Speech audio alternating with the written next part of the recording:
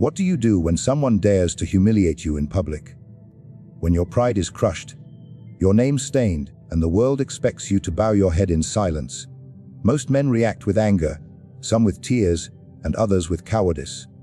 But today I, Niccolò Machiavelli, will reveal how to answer humiliation with the cold precision of power, ensuring that your enemy never dares to humiliate you again. In the courts of Florence, I observed many men undone not by war, nor by betrayal, but by something far simpler: humiliation. A jest, a public slight, a moment of shame before others, and suddenly, their dignity shattered, their authority crumbled. Yet humiliation is not death. It is the test of power, and today, I will tell you how a man who would rule must endure it, twist it, and wield it until the offender kneels before him. When a man is humiliated, his instinct betrays him. His blood rises, his face reddens, his voice trembles with anger, and he lashes out like a beast provoked. This is what most men do, and it is why most men are conquered. For when the enemy strikes you with insult, he is not testing your strength of arm, but your strength of mind, to react swiftly, to curse, to strike, or to storm away. These are signs of a weak ruler, a fragile soul who reveals his wound at the very instant it is inflicted. The first law of power is this: never let your enemy see that you are hurt. If he succeeds in making you bleed before the eyes of others, he has already won more than he deserves. Therefore, when insult is cast upon you, you must learn the most difficult art: silence. Not the silence of submission, but the silence of command. Your face must remain unmoved, your posture straight, your eyes unwavering. Imagine yourself as a statue of marble, impervious to the sting of words. To all who watch, you must appear as though the insult was a feather blown against stone, light, meaningless, unable to alter your state. For in this moment, you are being weighed. The crowd is asking itself, will he crumble, or will he endure? And it is not the insult itself that destroys a man, but the way he responds to it. Consider the court of Florence, where I observed dukes, merchants, and soldiers brought low not by the sword, but by laughter. A single jest, whispered at the right time, could make a proud man stumble. But the ones who endured, the ones who mastered themselves, grew stronger from the ordeal. I once saw a nobleman mocked for his poor command of Latin before a hall of scholars. All eyes turned to him, awaiting his fury, but he smiled faintly, raised his glass, and spoke of wine. The laughter died, the mockers looked foolish, and he emerged untouched. His silence and composure robbed the insult of its power. This is why you must never grant your offender the satisfaction of seeing your wound, for the first reaction is everything. When you display anger, you reveal weakness. When you show sadness, you admit defeat. But when you remain calm, when your face reveals nothing, you reverse the weapon. The mocker grows unsettled. He begins to wonder, did my words fail? Did he not hear me? Or worse, does he plot a retaliation I cannot foresee? In this way, your restraint becomes a weapon greater than rage. But do not mistake this calmness for passivity. It is not weakness to hold your tongue, it is strategy. For the battlefield of humiliation is not in words spoken at once. It is in the ripples they create among those who witnessed it. If you can control the first ripple, if you can hold yourself steady, when the crowd expects collapse, then you seize the advantage. Imagine the court, the tavern, the workplace, or the battlefield. Wherever men gather, there are always eyes waiting to see who bends and who stands firm. When you show composure, you plant in their minds the seed of respect. They will whisper, nothing can shake him. And once this belief takes root, your authority grows. The world is filled with those who seek to provoke, to pull you down to their level, to drag you into the mud of petty quarrels. These men are jackals, biting at the heels of the lion. If you turn and roar at every jackal, you cease to be the lion. The lion does not waste energy on dogs. His stillness is more terrifying than their noise. This is how you must learn to act when humiliated. Your stillness must command greater fear than their words. There will be moments when your heart burns, when your mind screams for vengeance, when your pride feels pierced. Yet it is precisely in those moments that discipline must rule over instinct. Remember that the insult is not the end, but only the beginning. What matters most is not that you have been humiliated, but how you craft your response, how you let time carry the insult until it becomes your tool. The silence you display in the first moment is not surrender. It is the setting of a stage upon which you will later decide the outcome. And so, if you wish to be more than an ordinary man, if you wish to be a ruler of yourself and of others, you must master the art of control. Do not let the insult pierce your armor. Do not let your face betray your wound. Instead, let the offender see nothing. Let him grow uncertain. Let him question himself. Let him fear the weight of the silence that follows his words.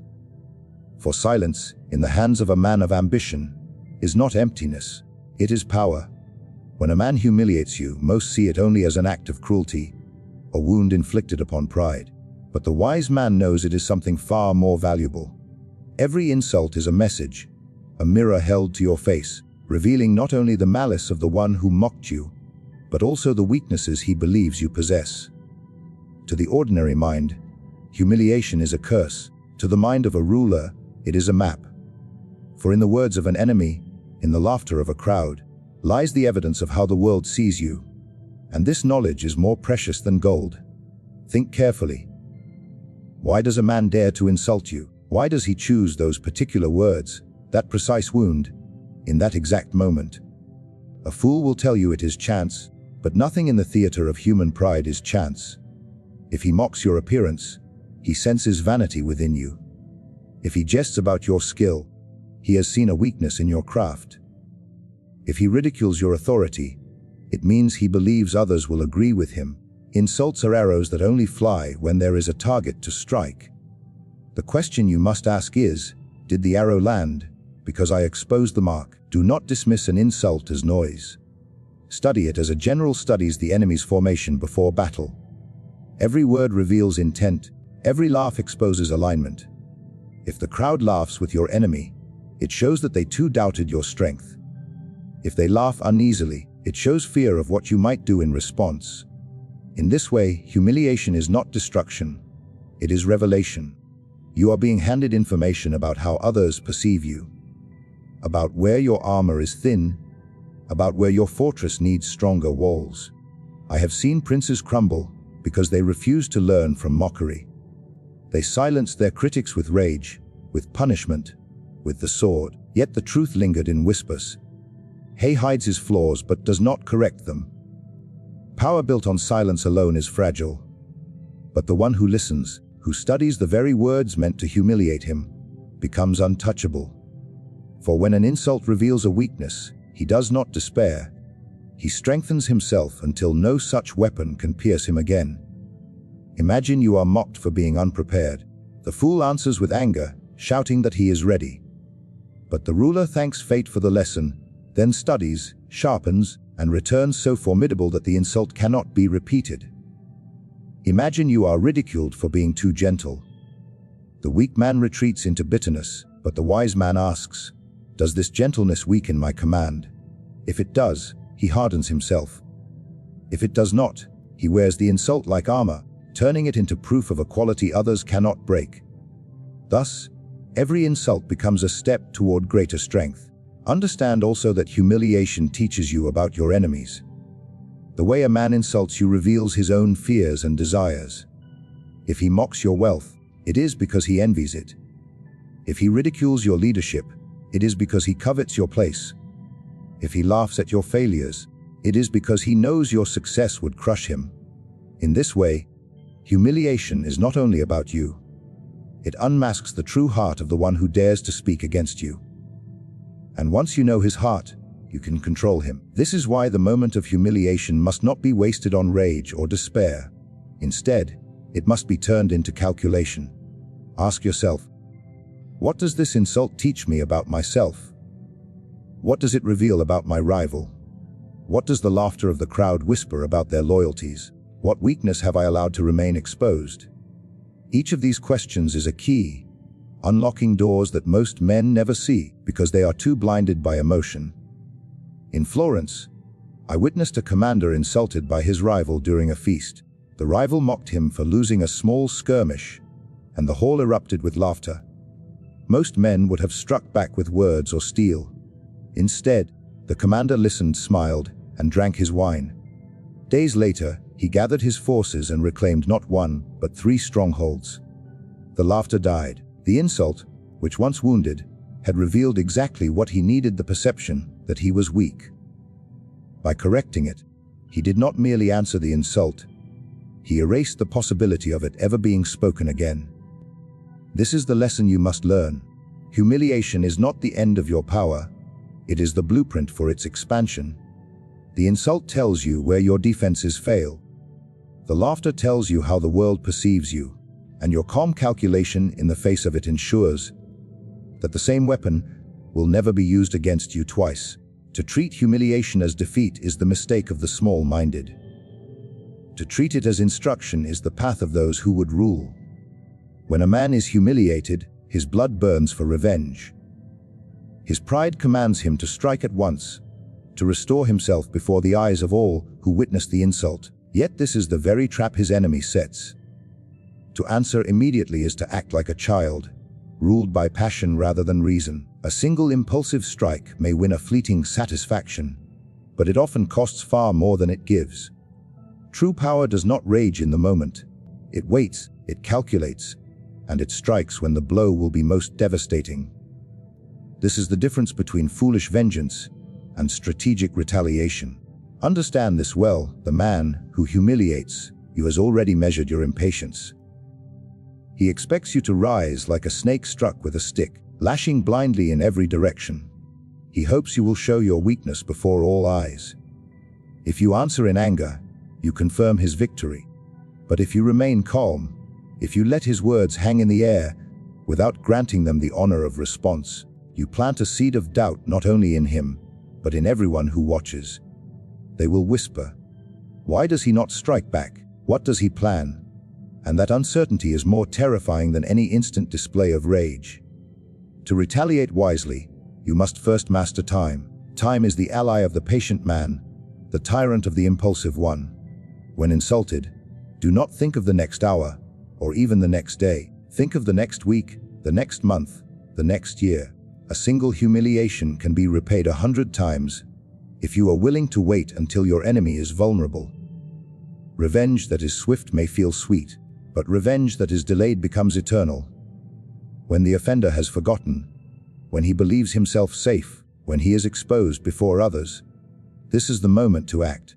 Your retaliation must not only punish him, but also serve as a warning to every eye that once laughed at you. But let us be clear, strategic retaliation is not mere cruelty. It is the restoration of order. For if you allow humiliation to go unanswered, you invite others to test you. Men are like wolves. When they smell blood, they grow bold. If one insult is left unpunished, 10 more will follow. Yet if you crush the offender with precision, if your retribution is calculated and decisive, no one will dare to mock you again. Retaliation is not about feeding your pride. It is about protecting your authority. Consider this: in Florence, I saw a merchant mocked by a rival before the entire guild. The insult was sharp, wounding, and the crowd laughed loudly. The merchant, however, said nothing. He even poured wine for his rival and smiled. The crowd thought him weak. But weeks later, when trade routes were negotiated, the same merchant quietly cut his rival from the most profitable contract, leaving him ruined. The laughter turned to pity, and the merchant's silence was revealed as cunning.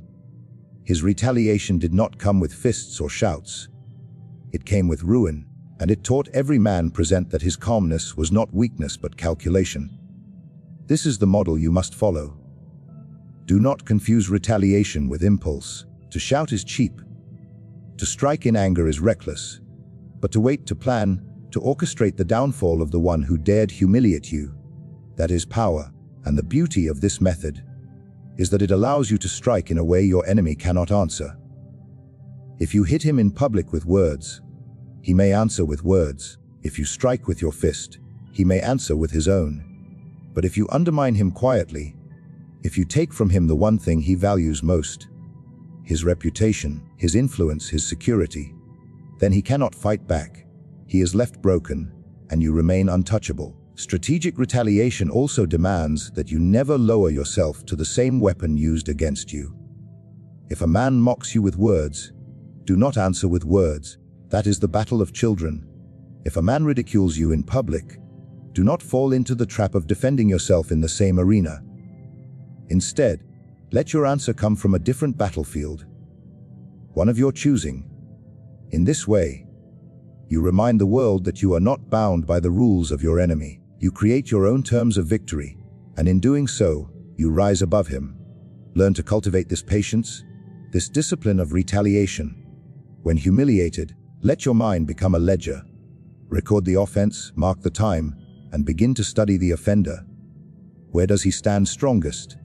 Where does he stand weakest? Who depends on him? Who envies him? What does he fear most? These questions form the architecture of your revenge. And when you finally act, your retaliation will not be a blind lash of fury. It will be the precise strike of a blade, cutting exactly where it must, leaving no chance for recovery. Thus, humiliation is not to be answered in fire, but in ice. The colder your response, the more it chills the bones of your rivals. They will see that you are not a man to be provoked lightly, for your patience is more terrifying than your wrath. To wait is to command. To plan is to rule, and to retaliate not in the moment, but in the perfect moment, is to ensure that those who mocked you will one day wish they had kept their silence. When humiliation is thrown upon you, most men believe it to be the end of their dignity. They lower their heads, retreat into silence, or explode in anger. Yet both paths are defeat, for the man who bows appears weak, and the man who rages appears foolish. But the ruler, the man of calculation, sees humiliation not as his ruin, but as his stage. He understands that insult, when mastered, can be transformed into a source of power.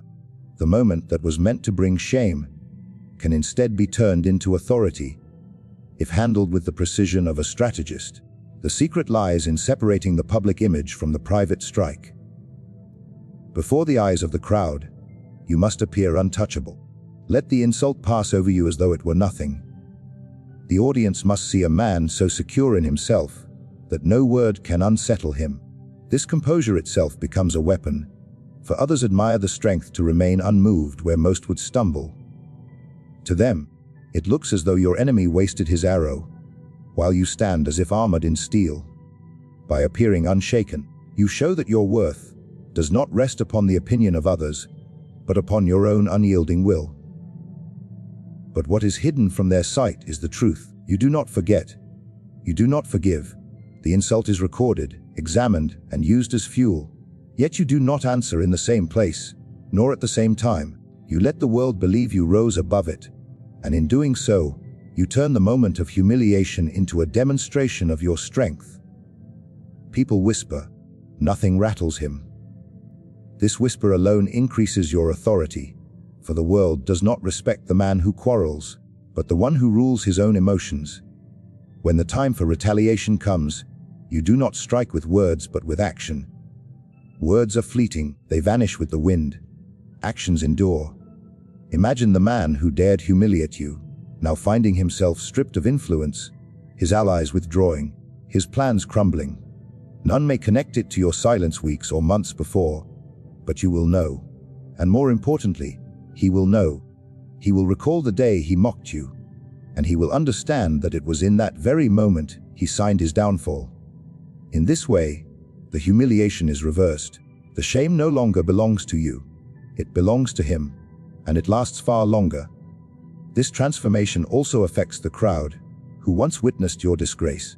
They saw you remain calm, they admired your composure, and when later they see your enemy undone, the pieces connect. They realize your silence was not weakness, but power contained, power waiting for its proper hour. Respect rises not only because you punished the offender, because you demonstrated mastery over yourself. Men respect strength, but they worship control. In Florence, I once observed a statesman mocked in open council. His rival accused him of cowardice, and the assembly laughed. The statesman did not flinch, he simply nodded, as though he had heard a minor jest. Months later, when negotiations with France required a steady hand, it was this same statesman who secured the treaty. while his rival stumbled and lost favor. The insult that once drew laughter was forgotten, and in its place rose admiration for the man who had shown patience and skill. His humiliation had become the foundation of his authority. This is the essence of power, to convert the energy of an attack into the strength of your rule. Just as an alchemist turns base metal into gold, you must turn shame into reverence. The public must see you calm, collected, elevated above petty words. Yet behind the scenes, your retaliation must be deliberate and crushing. The combination of these two, the mask of composure and the hidden strike, creates the aura of authority. Men begin to think of you not as one who suffers insults, but as one who bends insults to his will. What others intend as your downfall becomes your instrument. Every humiliation becomes a stone added to the fortress of your reputation. Your enemies think they wound you, but they only provide the opportunity for you to rise higher. The more they attempt to mock, the more they reveal themselves as petty, and the more you appear unshakable. Thus, humiliation, when mastered, does not diminish your stature, it enlarges it. It transforms you from a man who suffers the scorn of others into a figure who commands respect, even from those who once laughed. And so, to wield humiliation is to wield one of the most subtle weapons of power. It demands discipline, patience, and cunning. It demands that you see beyond the sting of the present moment and envision the authority that can be gained tomorrow. For in the theater of power, the man who controls not only his enemies, but also himself is the man who rules all others. In the end, humiliation is not the death of power, it is its crucible. Most men are broken by it because they allow their emotions to rule them. They reveal their wounds, they lash out blindly, or they accept defeat in silence. But the one who would rule, the one who seeks to rise above the common herd, must master humiliation as he masters war. First, he must control his reaction, showing no weakness when struck. Then he must turn the insult into calculation, studying it as intelligence that reveals both his own flaws and the desires of his enemy.